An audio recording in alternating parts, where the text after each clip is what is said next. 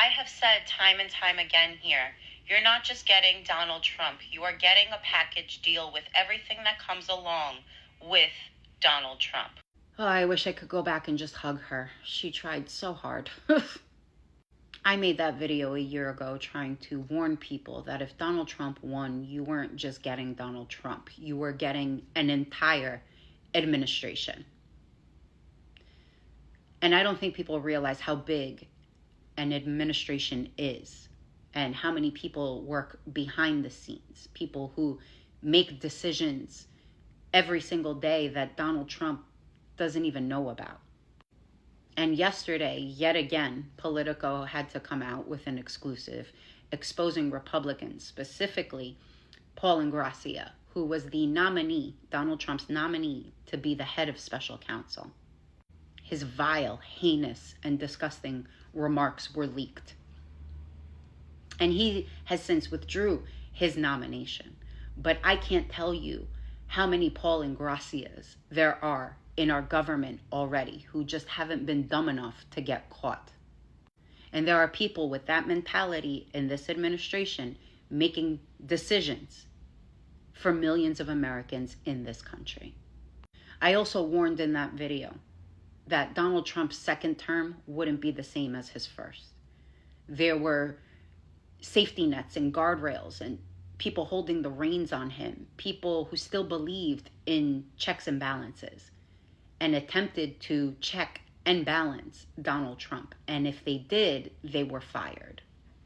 And when that started happening, that's when I knew we were really going to be in danger if Donald Trump won again. Because not only does that create loyalists, but it brings in and emboldens people from the far right to infiltrate our government. And here we are today.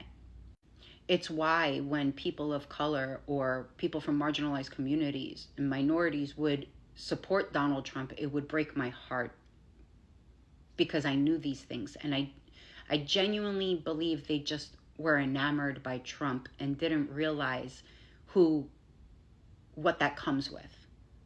I think they thought in their heads, Donald Trump is a New Yorker. He's pretty open-minded. He doesn't hate people like me, but didn't realize the army of people behind him that he was building that do. And the worst part about it is that this administration doesn't call them out, doesn't hold them accountable. If anything, they make excuses and they defend it, which only emboldens them more. And you may be thinking to yourself now, well, it's not a big deal. They're just a bunch of texts. Like, he didn't actually do anything. You have to understand how that normalizes these things. And when you normalize these things, they just get even worse. I have to believe that there are many of you out there that are seeing these things unfold and saying, this is disgusting. This is not what I believe. And you want these people to be held accountable, but you have to speak out against it.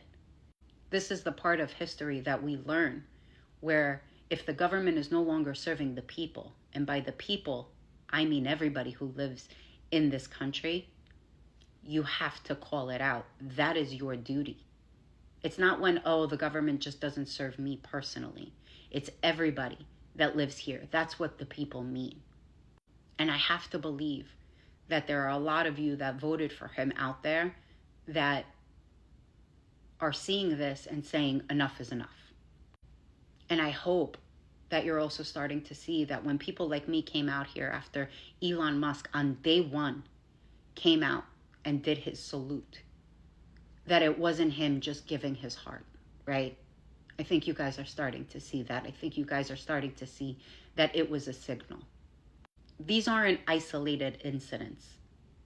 They're all connected. And I know people who support Donald Trump aren't exactly inclined to listen to somebody like me. I know that. But I am hoping you can at least come to the conclusion that this is wrong. Because it's not too late. It's not too late to come out and speak out against it.